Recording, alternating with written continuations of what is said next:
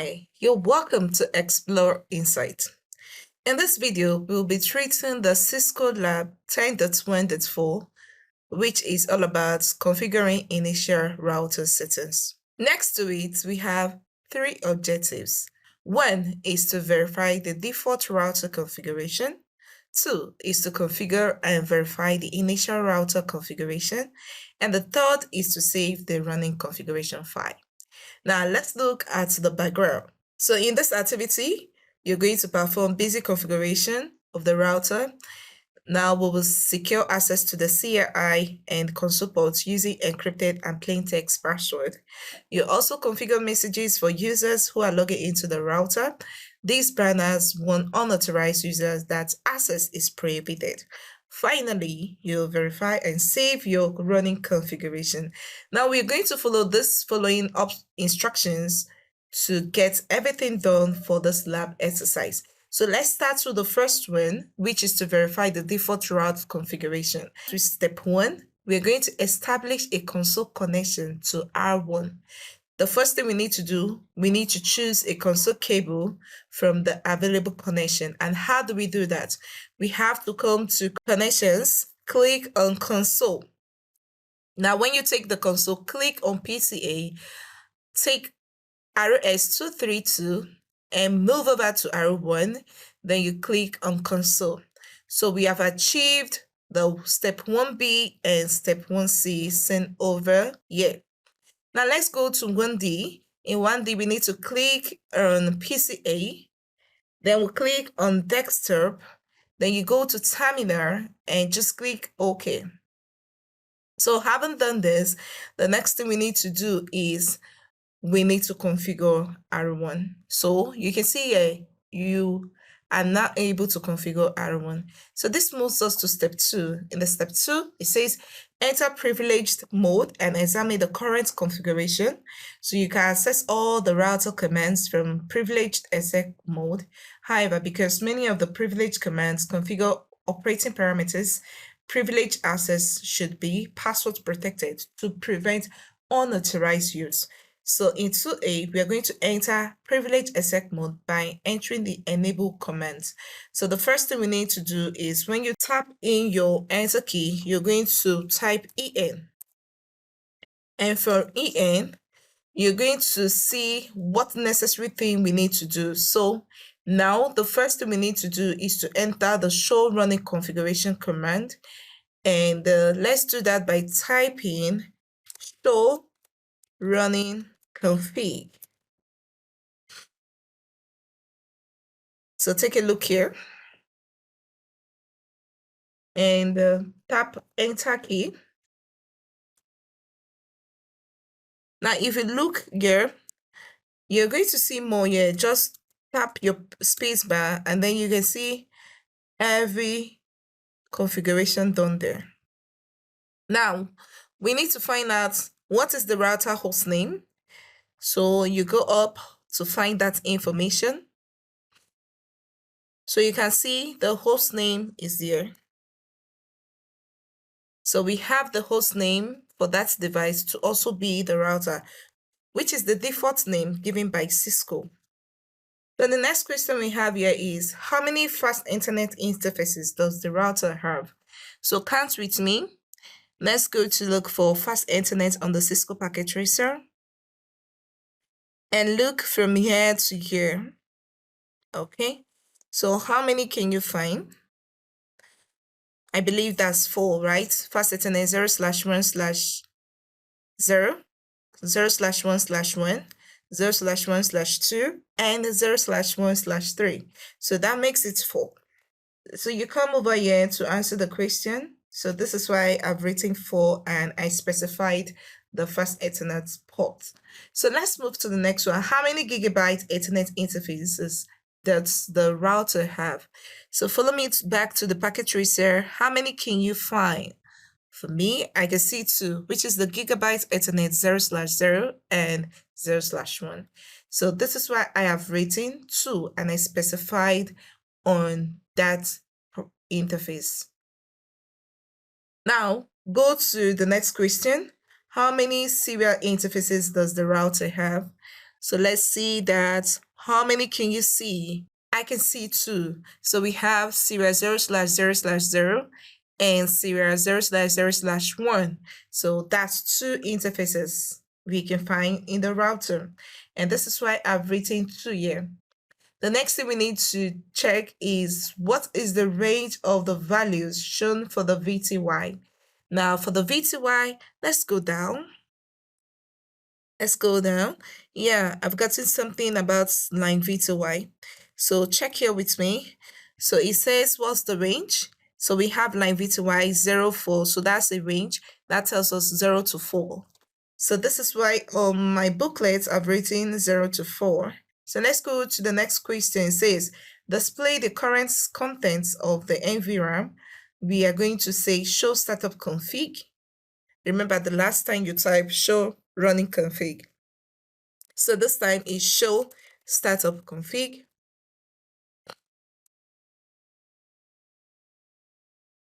Now tap enter key.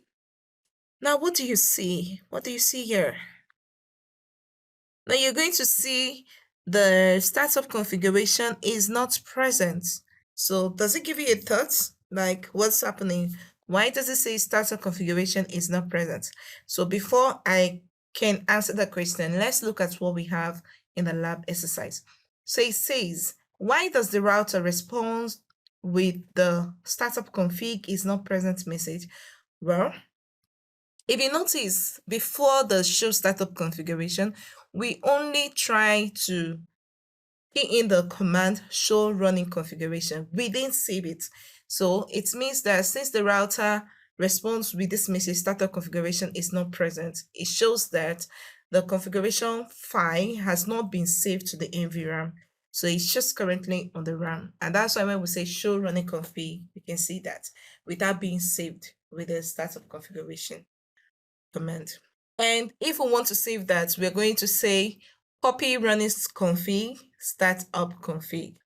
Part 2 says configure and verify the initial router configuration. To configure parameters on a router, you may be required to move between various configuration modes. Notice how the prompt changes as you navigate through the iOS configuration modes. Okay, so if you've been following me on this content in my video 2 on the playlist computer networking, I have taken time to explain the different iOS mode, and basically I think I've talked about 5. The first one is the user mode, the second is a privilege mode, the third is the configuration mode, and from the configuration mode, which is also called the global configuration mode, we have other 2, which is the line configuration mode and the interface configuration mode. So if you want to get more information about this, please I'll put it in the description below so that you can get more insights on the different iOS mode and never be confused. And believe you me, if you are familiar with this different mode, you'll find this course very interesting.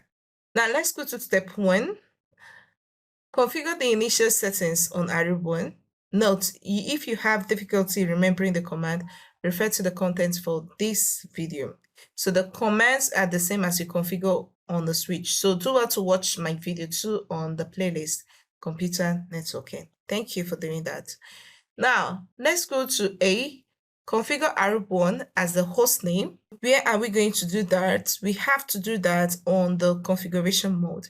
Now, we have the user mode. For us to go to the privilege mode, we have to type enable, and that moves us to the privilege mode that brought us to this current mode we are here on the Cisco packet tracing. For us to go to the configuration mode, we need to type configure terminal, but the shortcut is conft, and that takes us to the configuration mode. Now look here, you just have the hashtag that tells you about the privilege mode, but for the configuration mode, it comes with config with the hash. Okay, take a good look here. So this tells us that we are in the configuration mode. So let's do the respective command that are expected in this mode. Now, one of it says that we are going to give the host name. It means that the default name given by Cisco is router. So we want to change it to our own specific name. So in this case, we have the command to be hostname, and the name we want to change it to is R1. So in place of router, we are going to have R1. So take a look at those results. Now, can you see it has changed from router to R1? Okay, good. We've performed that task. Now let's move to the next one. The next one, we are asked to put the banner, which is the message of the day. And this is to just restrict unauthorized user. So how do we do that? Stay on the configuration mode. We are going to type banner MOTD space, then your quote. So let's see the quote we have here. Unauthorized access is prohibited. So done. Now let's see the next thing. We are asked to encrypt all plain text password. So how do we go about that? We have to use the following password. The first one is a privilege exec encrypted Cisco. So we are to put that password, Cisco. Now at this point, for one to gain access to the privilege exec mode after the user mode, it is expected of that user to key in the password before moving to the privilege exec mode. Okay, so let's give the command, which is enable password Cisco. So the next one we have is we want to encrypt it. This one here was not encrypted. So for we to encrypt it, we have to change it to enable secret. It's a secret. Okay, so done. The third one, the password for the console access lets me in. So how do we go about this? Okay, so first of all, we'll say 9 console 0.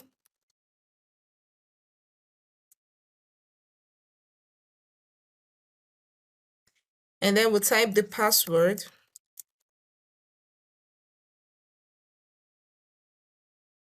Which is let me in. It is expected to put in the login so it will be activated, and then you exit.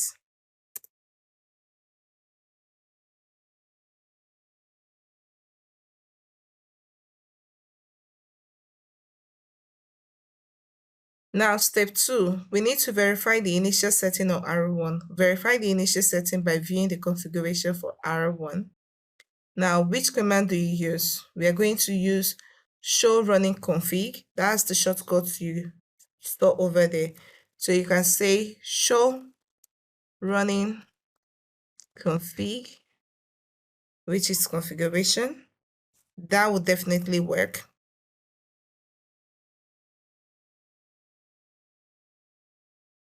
But it is also expected for us to know the shortcut. So I'm just going to use show run. Okay, so pardon me, we are not supposed to do that on the configuration mode. It is meant to be in the privilege mode. So let's exit to get to the privilege mode. So we type in the command show run. Now, when we do that, you click on your backspace to finish up those information. Now 2B says exit the current console section until you see the following message. R1 console 0 is not available. Okay, so let's exit. And so at this point, you have to take note of the password which you have keyed in the process of doing all your password configuration. So in the password, in this case, you should realize that this is the console access password you've keyed in, which is let me in.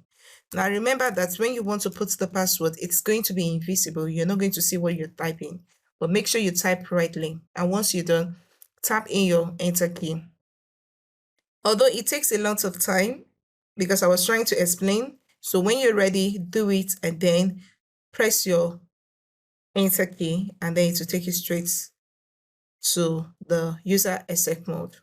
So let's do that without wasting time so I don't get time out again. Okay, so we've gotten that. For us to get to the privilege mode, you can see at this point we have to put the password. And if you remember the password we used, that was it's a secret. Now, maybe you may be wondering, why is it not Cisco? I'll talk about that. Now, why should every router have message of the day, MOTD banner? Yeah, every router should have a banner to warn unauthorized user that access is prohibited. So MOTD, which means message of the day banner, can also be used to send messages to network personnel, such as impending system shuts down or who to contact for access. Now, if you're not prompted for a password before reaching the user exec mode, what console line command did you forget to configure? Okay, so take a look here. What that's trying to say is before getting to the user exec mode, it says before reaching the user exec mode. So it means that if you don't get this password, it means your configuration wasn't complete at the period where you were trying to put the password for the console. You didn't add the login. You just exited, and that's not correct. So for you to have this password, it is important for you to key in the login to activate this password. The login was missing if you didn't do that. So go back and watch my video so that you can know why you didn't get this password. Okay, so let's move to the next one. 2C says, enter the password necessary to return to the privileged exec mode. Okay, so it's a secret. I've done that. Now, why would the enable secret password allow access to the privileged exec mode and the enable password no longer be valid? Now, one thing you should understand is the enable password will no longer be valid because the enable secret password has overrides the enable password. The first time we did enable password, which was Cisco, and then when we key in the enable secret, it's a secret. Now, this second one, which is a secret, has override the enable password. But one thing you should note that because of this, if both are configured on the router, you must remember that the enable secret password, it's a secret, is the password you need to enter the privileged exec mode, not Cisco. So the password I typed here for this password that took me to the privileged exec mode was it's a secret. So take note of that in case you're having error. It's a secret, so you can see it here. Just type it's a secret and then you get to the privileged exec mode. Now, the next one, if you configure any more password on the router, are they displayed in the configuration file as plain text or in encrypted form? Explain. Now, for me to better explain this, it's necessary for me to also talk about the next password you could have, which is the service password encryption. Now, currently, the password displayed in the configuration file are in plain text form. But if you key in the service password encryption command, then it will encrypt all current and future passwords in encrypted form. So what do I mean by that? Let's go forward to check what we have. Now, at the beginning of this, you see that aside the enable secret, which is type 5, and we have this, it's a secret being changed to this form. Now, the enable secret password is still on its plain text. Also, if you move downward, you see that the console access, the password is still lets me in. Now, if you try to type the service password encryption, you're trying to tell that command to encrypt all passwords configured. So let's do that together. So we have service password encryption. Now, enter key. But let's go to do that on the configuration mode, sorry. Now, this time, look at what you have and try to find out the difference. But before you do the show run, you're not going to do it on the configuration mode. Take note, you need to exit and do that on the privilege mode. So let's go back to show run. So I can show you the difference. Now come to this. You could see before it was Cisco, and now it has been encrypted. Now, type in your space bar. Let's get to see the console. Now, for the console, you can see that it is changed. So, initially, it wasn't encrypted. Those passwords were on their own plain text. But once you put the service password encryption command, it's going to encrypt those passwords. So it will be in its encrypted form. So I hope you are able to understand that section. So let's move to part 3. We need to save the running configuration file. So the first one is we have to save the configuration file to NVRAM. And how do we go about that? First, you have configured the initial settings for arrow1. Now, backing up the running configuration file to NVRAM to ensure that the changes made are not lost if the system is rebooted or loses power. So what command did you enter to save the configuration to NVRAM? So the command we are going to write is copy running config, startup config. So what is the shortest or ambiguous version of this command? So for us to shorten that, you're just going to type pop space r space st. Now it will ask the destination file. You just tap your enter key and it will build the configuration. Now we have step 2, although it's optional. So we want to save the startup configuration file to flash. Maybe you'll be wondering, why do we need to save in flash? Since we have already done it in the NVRAM, knowing that if the system goes off or is being rebooted, you're going to get it because you save it on the NVRAM. Now, why do we need to further save that to flash?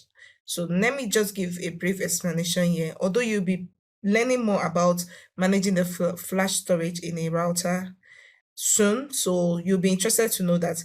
So as an added backup procedure, this is why we need flash. So you can save your startup configuration file to flash. By default, the router should load the startup configuration for NVRAM, but if the NVRAM becomes corrupt, you can restore the startup configuration by copying it over from flash. So we need to complete the following steps to save the startup configuration to flash. What do we do? First, you need to examine the content of flash using the show flash command. So we have show flash. So type with me, show flash. The question here says, how many files are currently stored in flash? Now look here. How many do we have here? Now, if you count properly, you're going to see 3 files. Which of these files would you guess is the iOS image? If you had to ask me, I'll say this file that has the extension .bin. So it says, why do you think this file is the iOS image? Well, I just give a thought that for these reasons, maybe there are more reasons to it, and these reasons might vary with different people.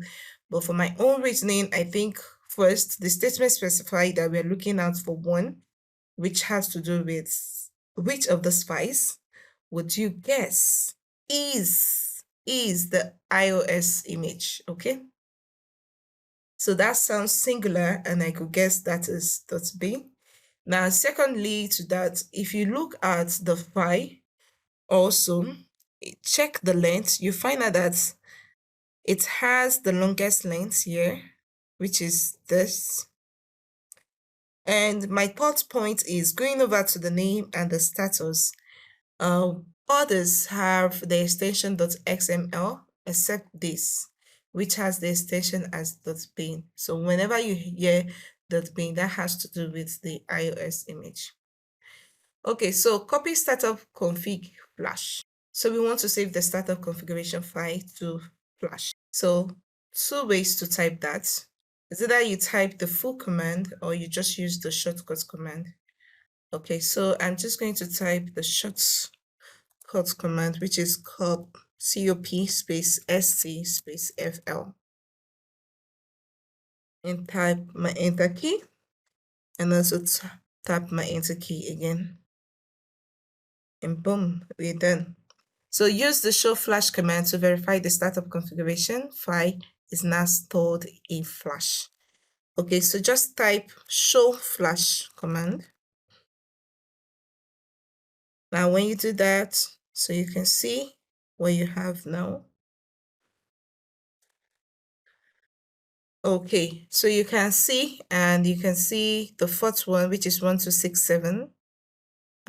That is our start of config has been saved to the flash.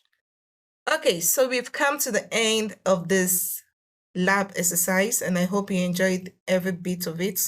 Thank you for staying up to this time. Don't forget to like, to subscribe, and to share. You're most welcome to Explore Insights. Don't forget to also hit the notification bell so that you get notified when I upload a new content. Thank you for watching. Have a nice time. Enjoy. I'm signing off now. Bye.